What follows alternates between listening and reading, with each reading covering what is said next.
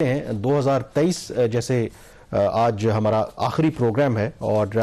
2023 اب ختم ہونے کو ہے، تو اس میں امپورٹنٹلی معاشی اعتبار سے اگر آپ دیکھیں تو یقینی طور پر یہ ایک بہت چیلنجنگ سال 2023 پاکستان کے لیے رہا. اور شہباز میرے لیے تو آئی تھنک سب سے امپورٹنٹ، ویسے تو بہت سی خبریں آن اینڈ آف چلتی رہیں، لیکن ایک ٹائم کے اوپر یہ شاید لگ رہا تھا کہ پاکستان کہیں دیوالیہ نہ ہو جائے، ڈیفالٹ نہ کر جائے، جب آپ کی آئی ایم ایف کے ساتھ جو مذاکرات ہیں وہ بھی ڈیڈ لاک کا شکار تھے، آپ کے جو فورن ریزروز ہیں وہ ڈینجرسلی بڑے لو ہو گئے تھے. But thanks to I think once again China, جنہوں نے ٹائملی جو قرضے رول اوور کیے، جس کی وجہ سے ہم وہ اس مشکل صورتحال سے نکل آئے اور دیوالیہ نہیں ہوئے. تو آپ کے خیال میں do you think that was the high light of 2023 جب ہم بالکل آن دا ورج آف ڈیفالٹ تھے؟ دیکھیں 3-4 بڑی ہائی لائٹس ہیں 2023 کی آن دا اکنامک فرنٹ. نمبر 1، ایک پیس ٹائم کے اندر پہلی دفعہ آپ کو خدشہ پیدا ہوا کہ آپ دیوالیہ ہونے جا رہے ہیں، اور بڑا ایک سیریس تھریٹ تھا. اور آپ نے بالکل ٹھیک کہا کہ جو چائنا کا فیکٹر تھا، چائنا نے پری میچورلی ہمیں جو قرضے تھے اس کو انہوں نے سیٹل کیا، ہمیں ری لینڈ کیا، اور ریزروز ہمارے جو $3 ارب تک گر گئے تھے ایک پوائنٹ کے اوپر، اس کو انہوں نے سسٹین اس لیول پہ کرایا، پھر وہاں سے وہ گریجولی انکریز ہوئے، آج کوئی $7.5 ارب کے ہیں. دوسری ہائی لائٹ یہ تھی کہ جو مہنگائی تھی،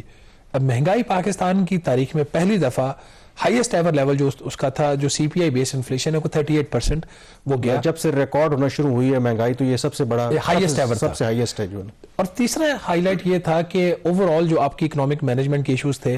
اس کا جو سلوشن نکالا گیا وہ اسپیشل انویسٹمنٹ فیسیلیٹیشن کونسل کا قیام عمل میں لایا گیا، جہاں پہ ملٹری اور سیولین کو ایک ہی ٹیبل پہ بٹھایا گیا، اور جوائنٹ اب مینجمنٹ ہے وہ اکانومی کی اس وقت ہو رہی ہے، اچھی ہو رہی ہے، بری ہو رہی ہے،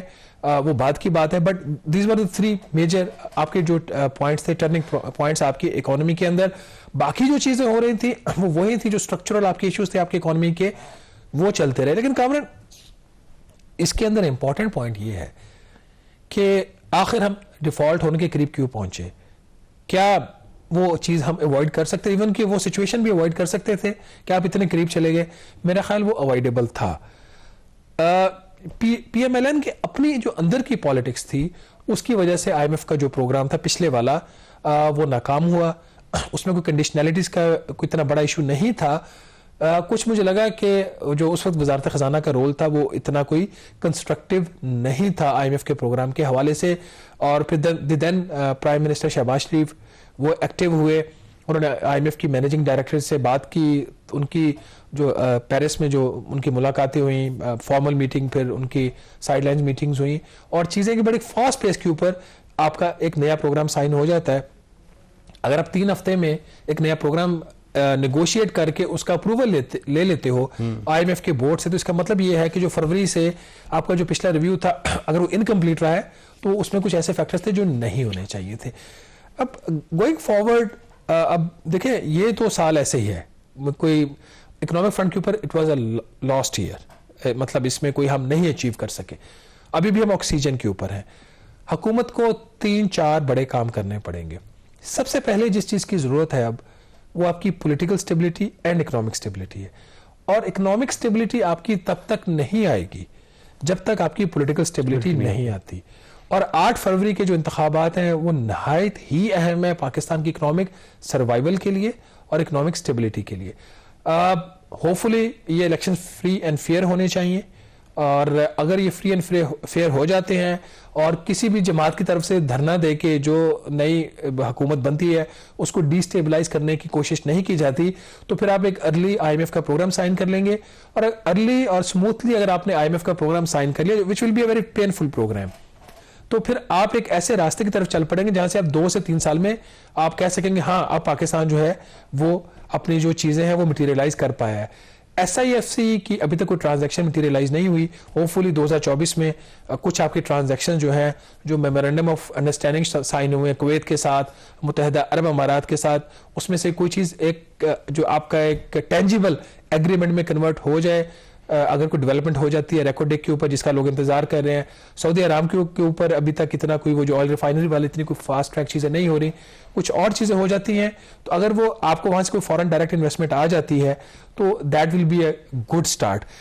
لیکن ایک چیز کامران، جو ایکویٹی ہے نا ٹیکسیشن سسٹم میں، اس کے لیے टैक्स लॉज के अंदर जितने भी इस वक्त टैक्सों की छूट दी गई हुई है, जिसमें पाकिस्तान के सारे पावरफुल लोग हैं, उनको खत्म करने की जरूरत है। एक पॉजिटिव स्टार्ट लें और हर शख्स को जो कहते हैं ना कुर्बानी देनी, सिर्फ सैलरीड क्लास नहीं, सिर्फ अर्बन आपका जो है सिटीजन वो नहीं, तमाम सेगमेंट्स ऑफ द सोसाइटी उनको वाकई अपने कंट्रीब्यूशन देना पड़ेगा और जो सेकंड काउज बने हुए हैं ना सोसाइटी के अंदर उनको खत्म करना पड़ेगा। आई थिंक जो सबसे इंपॉर्टेंट चीज़ है, अगेन इलेक्शंस हो रहे हैं तो उसमें किसी भी मुल्क की जो तरक्की है उसका इन्हिसार जो है वो उसकी पॉलिसी में कितना तसलसल है, और तसलसल तब आता है जब आपके मुल्क में सियासी इस्तेहकाम हो, और अगर इंतखाबात होते हैं साफ एंड शफाफ हों और उसके नतीजे में एक जो गवर्नमेंट आती है, I think this is very important. अगर आपको याद होगा कि हमारा, मुझे अभी याद आ गया, जब द रिव्यू का इनॉग्रल शो हमने किया था तो उस वक्त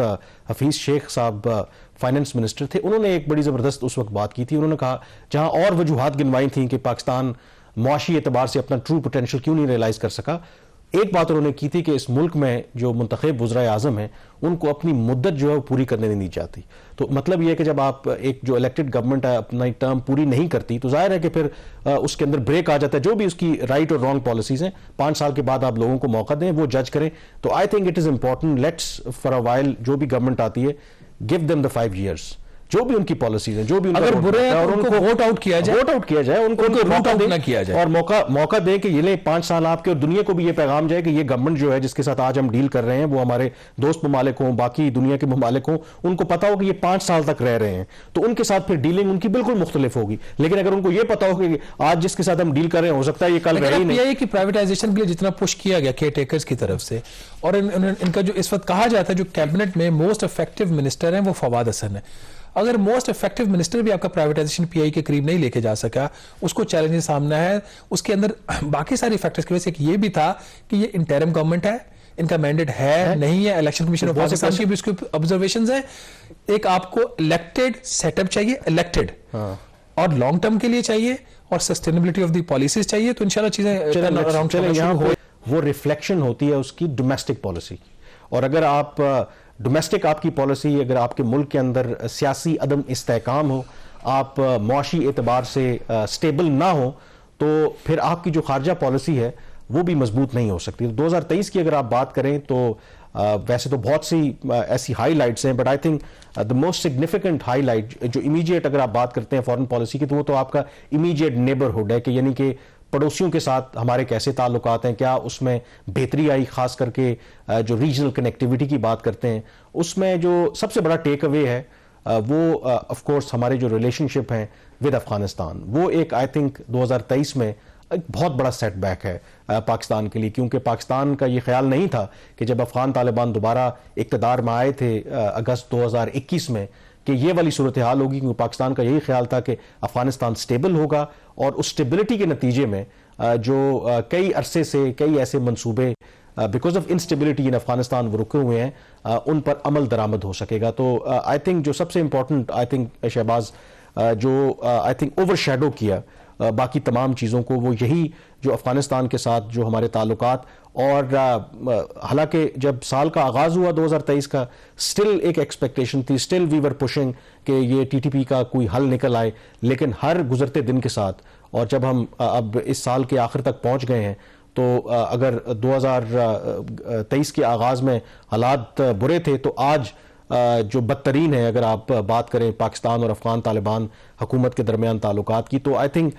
मेरे हिसाब से सबसे बड़ा एक जो सेटबैक है पाकिस्तान के लिए और पाकिस्तानी पॉलिसी मेकर्स के लिए, कि जो समझते थे कि हम शायद कोई अचीव कर पाएंगे अगर ताल्लुकात हमारे बेहतर होते हैं, तो आई थिंक वो नहीं कर पाए, और उसका आई थिंक इम्पैक्ट हमें अगले साल भी नजर आएगा। देखिए ना, जो आपका इसमें की पॉइंट था आपकी अफगान पॉलिसी में, वो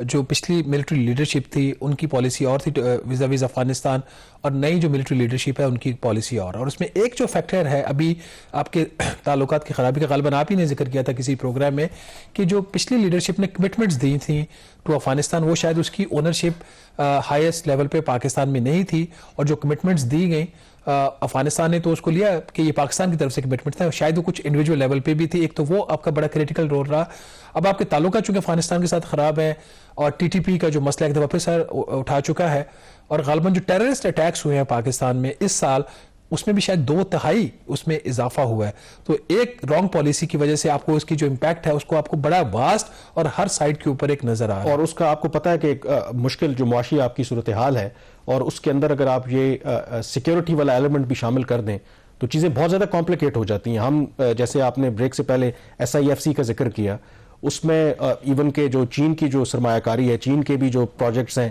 وہ نشانہ رہے ہیں دہشت گردوں, ابھی بھی ان کو خطرہ ہے. تو اگر ہم ایک سیکیور انوائرمنٹ پرووائڈ نہیں کر سکیں گے تو آئی ایم شیور کہ جو فورن انویسٹر ہے وہ کئی دفعہ سوچے گا کہ پاکستان میں سرمایہ کاری کرنی ہے یا نہیں کرنی. تو ایک تو یہ چیلنج ہے. دوسرا آئی تھنک جو نیبرہڈ کی اگر آپ بات کرتے ہیں تو بھارت کے ساتھ اگر آپ بات کریں تو پاکستان ایک سٹیٹس کو رہا ہے. یہ تو خود دفتر خارجہ نے بھی کہا کہ, اور اس کا الزام وہ بھارت کے اوپر عائد کرتے ہیں کہ کوئی سگنیفیکنٹ یا کچھ بھی پیش رفت نہیں ہوئی کیونکہ بھارت جو ہے پاکستان کے ساتھ انگیج نہیں کرنا